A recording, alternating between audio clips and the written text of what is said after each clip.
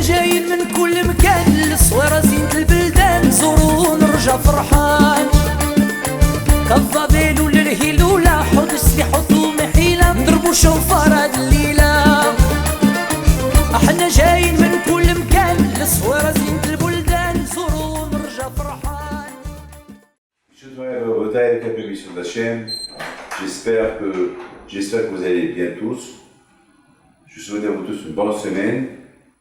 Alors tout d'abord, je voudrais, étant donné que maintenant nous sommes dans le mois de Av, et le mois de Av est, bon, c'est la suite du mois de Av, c'est le mois de Elul, déjà on commence à entendre les slihot et tout, et déjà la Elula de Rabbi Chaim Pito, elle approche pour le 22 septembre si Dieu veut. Alors, on va essayer de parler sur l'importance de la Emouna.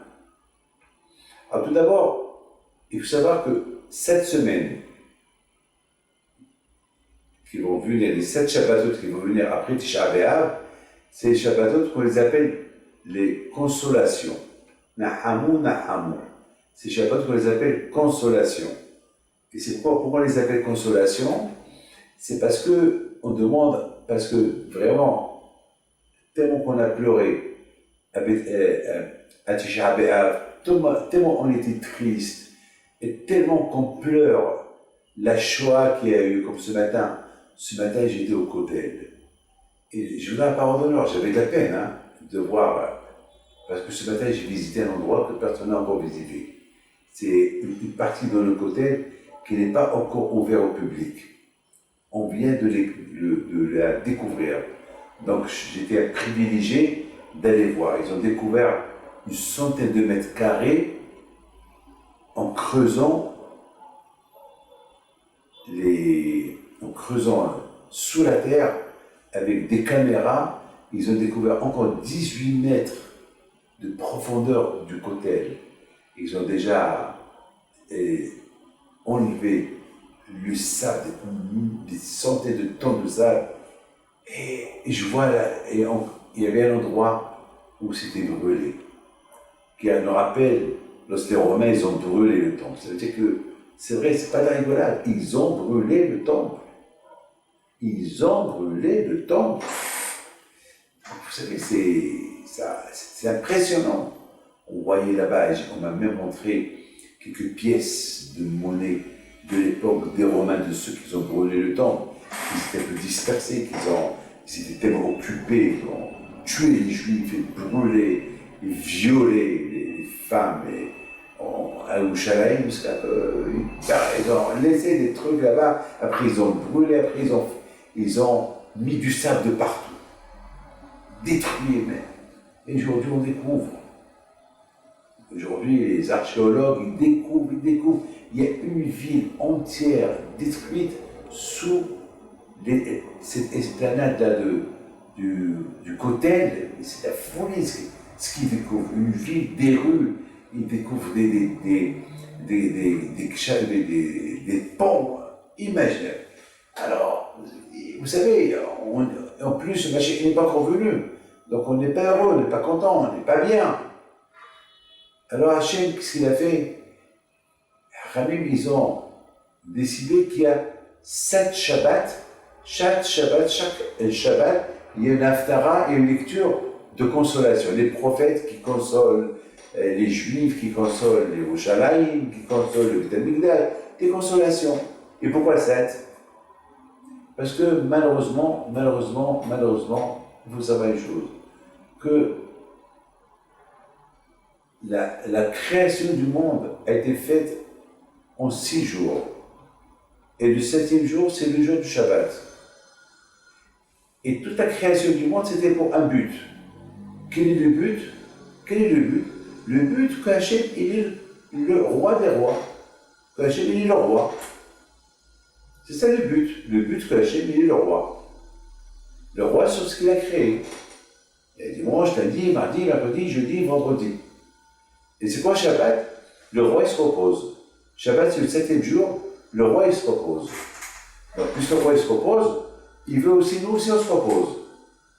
Il ne veut pas uniquement que lui seul se repose, il veut que nous tous, il nous donne un jour de repos. Donc, c'est ça, les 7 jours. Et malheureusement, lorsqu'on avait le Beth Amikdash, on voyait la présence d'Hachem dans le monde. À travers le Beth Amikdash, on voyait la présence d'Hachem. Et le Beth Amikdash a été détruit, donc la présence d'Hachem est réduite. Pour vraiment sentir la présence d'Hachem, il faut étudier la Torah. Sans l'étude de la Torah, on ne peut pas sentir la présence d'Hachem. Donc, et surtout, le Shabbat, il représente le repos. Ça veut dire que même si pendant toute la semaine, on travaille, on n'a pas le temps, comme qui dit le Ben Ish Chai, Hachem, il a créé le Shabbat uniquement pour que le Juif, il peut étudier la Torah. Avant que le Juif, il a une connexion avec le bon Dieu. Pourquoi? Parce que toute la semaine, sa connexion avec le bon Dieu, elle n'est pas parfaite. Elle n'est pas parfaite parce qu'il travaille, il doit apporter à manger à la maison. Il y a affaires, il y a le téléphone, il y a etc. Le Shabbat, il n'a rien à faire. Il n'a pas le droit de rien faire. Donc, quelque part, le Shabbat, c'est quelque chose d'extraordinaire. Donc, mes amis, tant qu'il y avait le Beth Amikdash, on sentait le Shabbat, on sentait le dimanche, lundi, les 7 jours. Mais tant qu'il n'y a plus de Beth Amikdash, la présence d'Hachem, on ne la sent pas comme on la sentait à l'époque de Beth Amikdash. Parce qu'à l'époque de Beth Amikdash, on allait à Beth Amikdash 3 fois dans l'année, à Pessah, à Shavuot et à Sukkot. Celui qui avait une donation, il allait au Beth Amikdash. Et celui qui avait fait une faute pour se faire pardonner, et il allait au Beth Amikdash. Mais il n'y a pas de Beth Amikdash. Puisqu'il n'y a pas de Beth Amikdash, alors on a tout perdu. On voyait des choses extraordinaires, les miracles qui se faisaient, et on se renforçait dans notre émouna lorsqu'il y avait le Beth Amikdash. Alors on a perdu dimanche, lundi, mardi, jeudi, vendredi et samedi. Donc à cause du manque de Beth Amikdash. Alors Hachem nous a donné, nos sages, ils nous ont donné 7 lectures qu'on lit chaque Shabbat en souvenir des consolations, une consolation pour chaque jour de la semaine jusqu'à la 7e consolation qui représente le Shabbat. Et on sait très bien que le monde ne peut pas tenir plus de 6000 ans. À la fin des 6000 ans, on rentre à la 7e, le 7 millénaire, qui est le chiffre 7000. Lorsqu'on arrive à 999, c'est la Géoula. Parce que le monde ne peut pas tenir plus de 6000 ans. 6000 ans. Après 6000, c'est fini. La Géoula, elle vient. Après, c'est Shabbat. Alors, mes amis, voilà, c'est pour ça qu'on fait ces 7 semaines de consolation. Maintenant, mes amis, puisqu'on parle de ça, je voudrais simplement vous expliquer quelque chose d'extraordinaire. Ce matin, déjà, je dois vous raconter 2 miracles qui se sont passés. Des miracles, vous savez, on vit des miracles.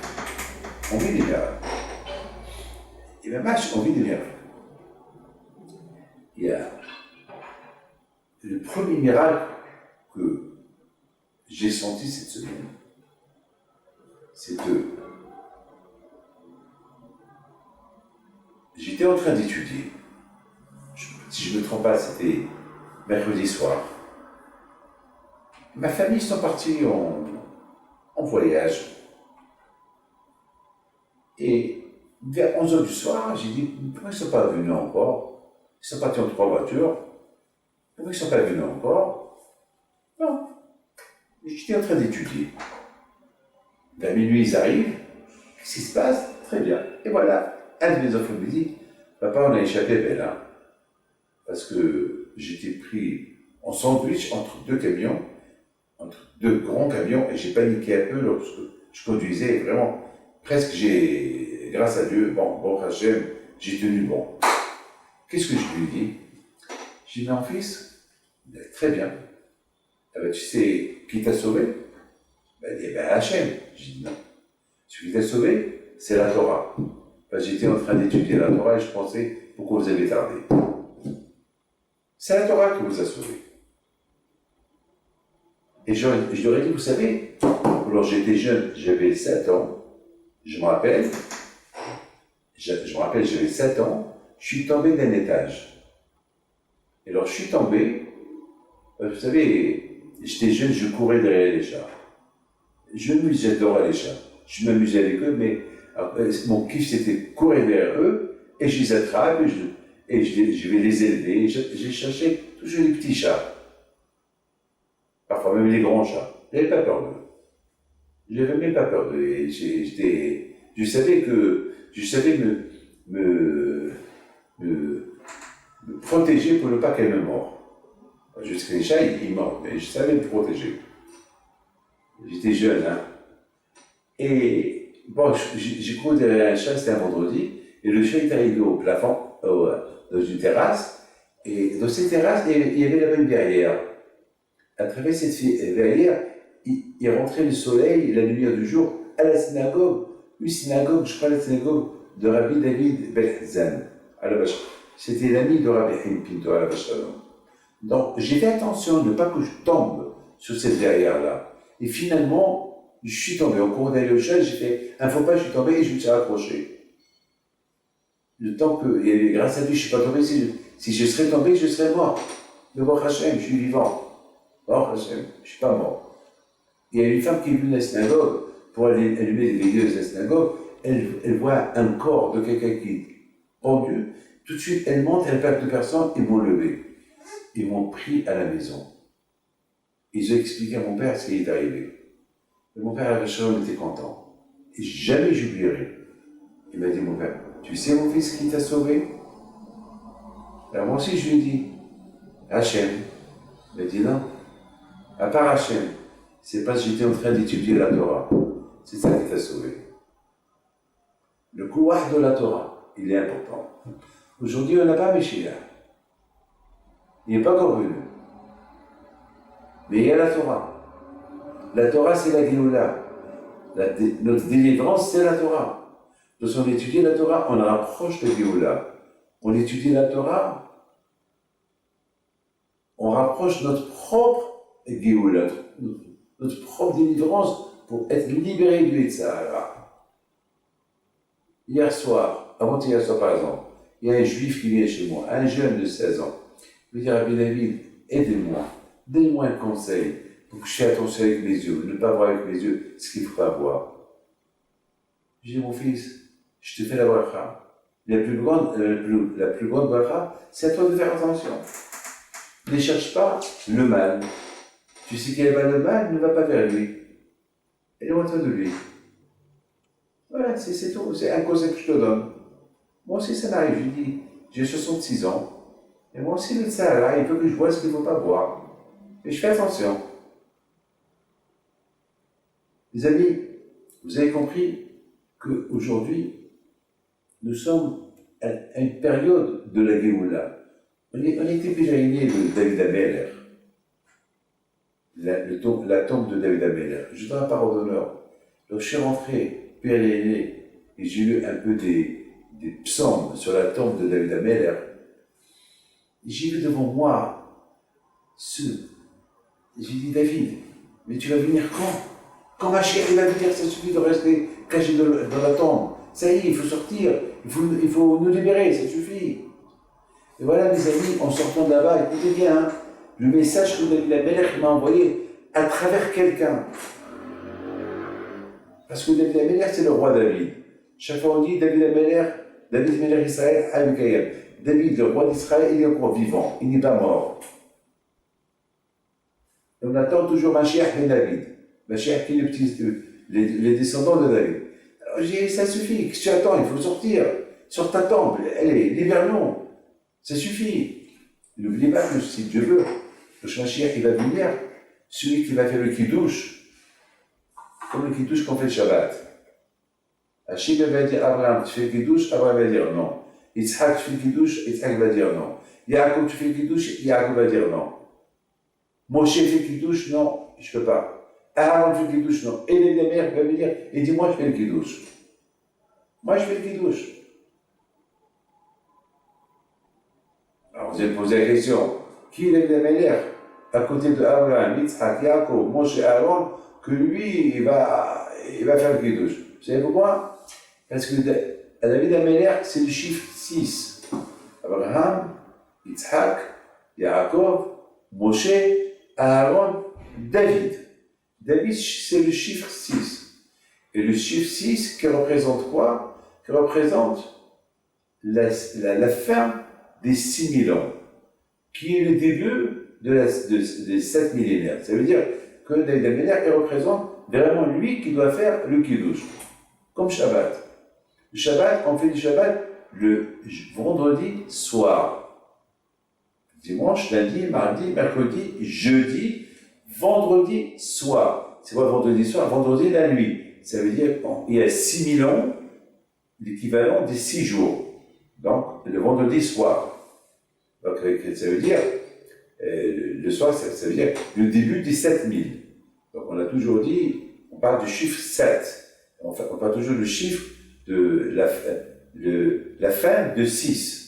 Donc, puis David Améler qui dit, c'est à moi, Lina et le Barak, Lia et le Barak. Puis maintenant, Baruch Hashem, on est arrivé, Baruch Hashem, à la fin des 6000 ans, donc c'est moi qui dois faire le Kiddush. C'est le chiffre 6, il me revient, et ma chère, c'est mon fils, c'est mon petit-fils. Lina et le Barak, c'est à moi de faire le Kiddush. Donc c'est à moi de faire le Kiddush. Donc, en Boudaï, il faut savoir une chose, que en sortant de la tombe de David Améler, je lui dis, David, tu veux venir quand? Tu veux venir quand? Ça suffit. Vous savez ce que les Hachamim me disent? Écoutez bien ce que je vous dis. Hachamim me disent que jamais Mashiach il va venir le vendredi. Je me suis toujours posé la question. Pourquoi Mashiach ne peut pas venir vendredi? Vendredi est la veille des fêtes. Jamais Mashiach ne peut venir. Pourquoi? Parce que, vous savez pourquoi? C'est parce que le vendredi, c'est le moment que tout le monde prépare le Shabbat, où tout le monde prépare la fête. Donc, Hachamim me disent, Hachem, il ne veut pas déranger les femmes, parce qu'ils ont préparé une belle fête, un beau Shabbat, et ils ont mangé la fête, alors Hachem, il ne veut pas préparer il veut pas gâcher tout ce qu'ils ont préparé les femmes pour le Shabbat et pour les fêtes. C'est ce que Hachamim me dit. Mais moi, je pense simplement, j'ajoute autre chose. Pourquoi Mashiach ne peut pas venir le vendredi? Parce que le vendredi, il n'a pas encore terminé le vendredi. Il faut que le vendredi termine pour que Mashiach puisse. Parce qu'il faut savoir les choses. Puisqu'on sait très bien que c'est avec les Hachem, on sait que Mashiach peut venir dimanche, lundi, mardi, mercredi, jeudi, mais pas le vendredi. Parce que le vendredi, déjà, on est rentré dans un autre système. Le vendredi, déjà, si déjà on parle de vendredi, ça veut dire 6000 ans, la fin des 6000 ans. Donc, alors, puisqu'on est le vendredi, c'est la fin des 6000 ans, il faut attendre le soir. Il faut attendre le soir. Je ne peux pas rentrer dans les détails, parce que ça va me prendre beaucoup de temps. Alors, un jour, je vais expliquer. Mais à côté de mes amis, en sortant du cimetière, de la tombe de David Améler, je me suis posé, il y a un qui m'a dit quelque chose. Et je vous en prie, écoutez bien. C'est quelque chose de beau ce que je vais vous dire. Il y a quelqu'un qui me dit, Rabbi David, vous avez remarqué que dans le hôtel, il n'y a que des pigeons. Il n'y a que des pigeons. Des pigeons blancs. Jamais on voit des corbeaux. Et effectivement, mes amis, toujours chez les tzadikim, à Tzfat, dans beaucoup des tombes des tzadikim, pratiquement, on ne voit pas les tombes, les corbeaux. On ne voit que des pigeons. Même à Issaïra, sur la tombe de Rabbi Pito, toujours on voit que des corbeaux. Presque jamais on voit on voit que des pigeons. Jamais presque des corbeaux. Toujours on voit que des pigeons blancs. Alors il me dit comme ça, il me dit, étant donné il a dit, c'est ce que j'ai entendu d'un rabbin. Il me dit, étant donné que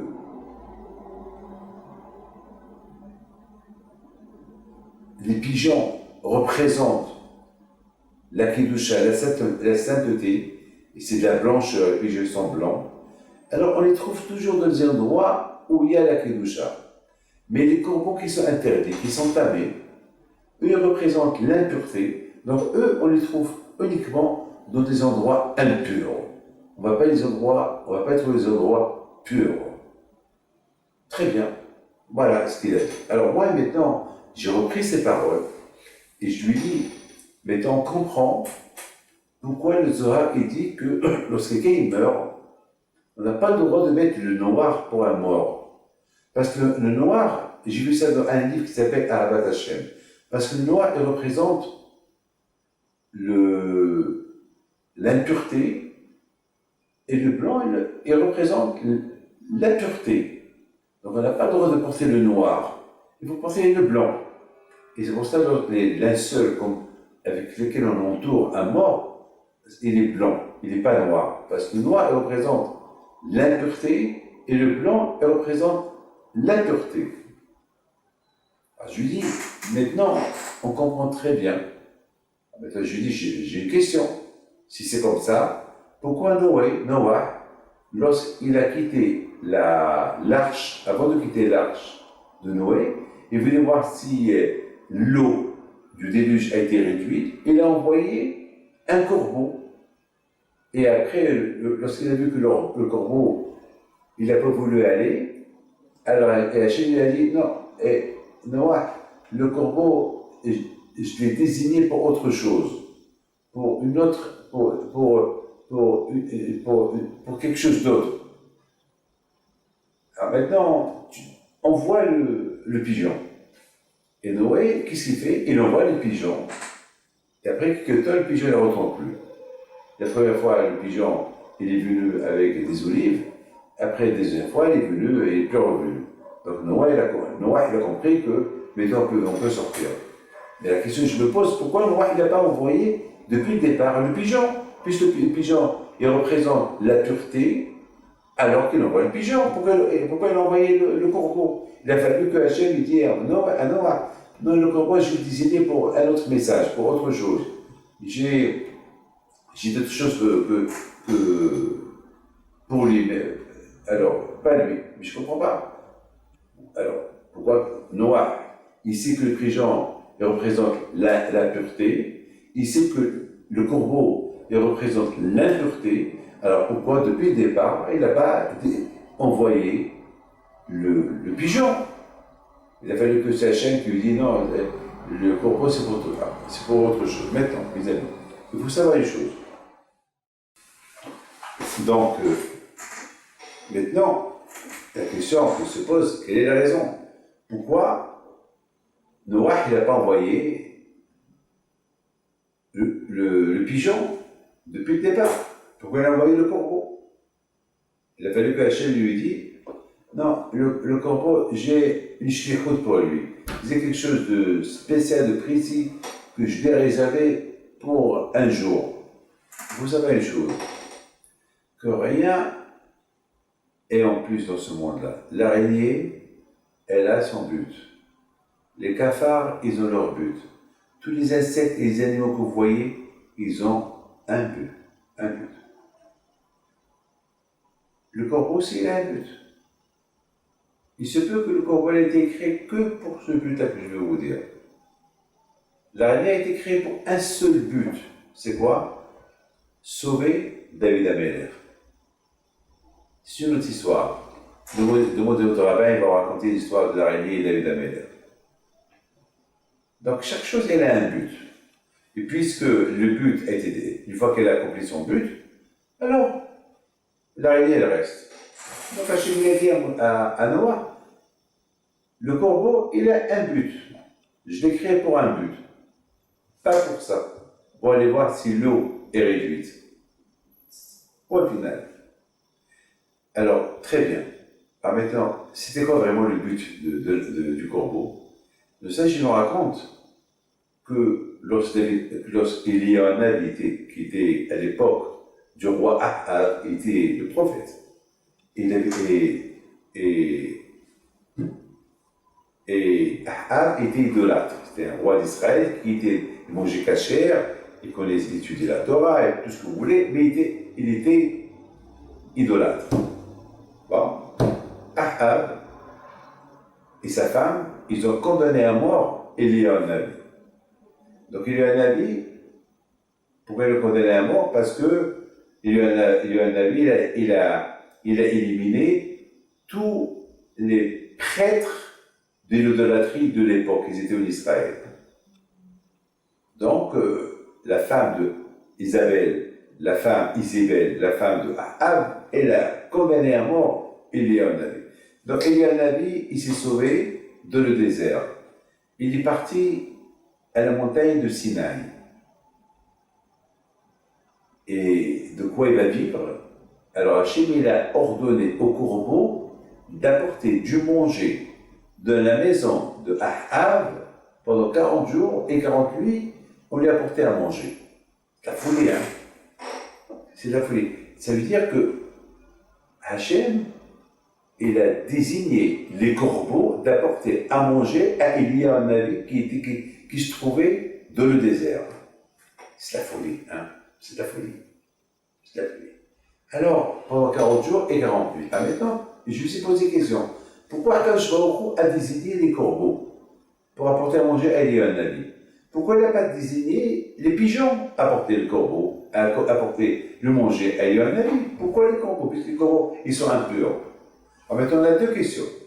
Pourquoi Noah, il a désigné, il a envoyé les corbeaux pour voir si l'eau était réduite, l'eau du déluge? Et deuxième question, Hachem il a dit à Noah, non, ce n'est pas les corbeaux qu'il faut envoyer les pigeons, parce que les corbeaux, je les ai désignés avec un but d'apporter le manger à Élia un Nabi. Là aussi, je pose une question. Pourquoi Hachem a désigné les corbeaux à apporter le manger à Élia un Nabi? Pourquoi pas les pigeons? Puisque les pigeons, ils représentent la pureté. Et les corbeaux, ils représentent l'impureté. Pourquoi? Deux questions. Ça, c'est deux questions que je me suis posées ce matin en sortant du tombeau de David Améler. Puis alors, mes amis, j'ai réfléchi comme ça. J'ai dit que Akadosh Baruch Hu, il est extraordinaire. Étant donné que le corbeau, il représente l'impureté. Il est noir. Il représente l'impureté. Il représente l'atoma, la klipa, la strahra. Et tout ce qui représente tout ça, donc Hachem il a fait que pendant 40 jours, ils apportaient le manger à Élia un Nabi. Pourquoi? C'était eux qui ont été désignés. C'est parce que Élia un Nabi, c'est lui qu'un jour il va venir nous annoncer la venue de Mashiach. Et lorsqu'il va venir nous annoncer la venue de Mashiach, qu'est-ce qui va se passer? Il va se passer que toutes les fautes des Juifs qu'ils ont faites pendant les milliers d'années, ils vont commencer à dire, hey Hachem, le moment n'est pas venu pour que Élia un Nabi, il annonce la venue de Mashiach. C'est pas le moment n'est pas encore venu. Mais Hachem, il sait que le moment il est venu. Mais comment on va faire taire ces kitrogim là cette bande d'impureté, cette bande de klipa, de touma, qui sont en train de crier, non, le moment n'est pas venu. Alors la réponse, elle est là. Pendant les 40 jours et 40 nuits que les corbeaux qui représentent l'impureté, qui apportaient le manger à Eliaou, il y a un ami, il a maîtrisé la klipa, la touma, il a maîtrisé ce que les corbeaux représentent. Les corbeaux représentent l'impureté. Alors, Élia un Nabi, il a maîtrisé ce que eux représentent pour que, lorsque le moment qui va venir, qui est lui, il va annoncer la venue de Mashiach, et que le monde maintenant, il est prêt pour recevoir le jour de la chaîne, lorsque les Mikatrigim vont se la crier, ils sont déjà maîtrisés depuis 2000 ans, depuis 2500 ans, par Élia un Nabi. C'est la folie. Regardez comment Akadosh Baruch Hu il prépare, depuis la création du monde, il prépare Hachem la délivrance du monde. C'est vrai que lorsque Noah, avant de sortir de la Théba, de l'arche, c'était la délivrance du monde. Alors cette délivrance du monde,